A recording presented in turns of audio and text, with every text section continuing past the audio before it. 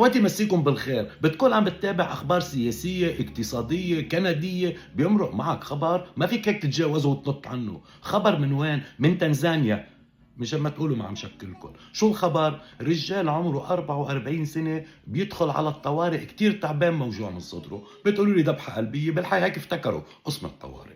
عملوا له تخطيط قلب، فحص دم، ضغط قلبه، الزلمه زي الفل وكتير منيح. الطبيب بيساله: انت يعني اكل شيء مضرور؟ زعلان؟ مقهور؟ بالحقيقه المريض اكد له، قال له لا مضرور ولا مقهور.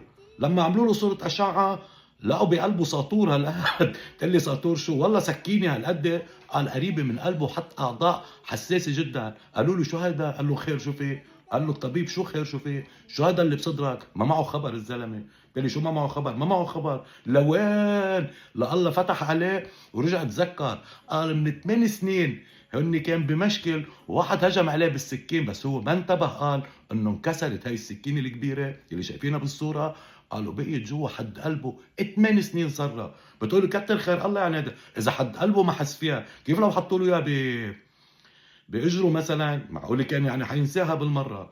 على كل الاحوال عملوا له اللي لازم ينعمل، وخضع لثلاث ايام تحت عنايه مركزه، و10 ايام لصارت احواله منيحه، وهلا عم بتنزل و100 فل و10. بس حبيت طمنكم عنه يعني.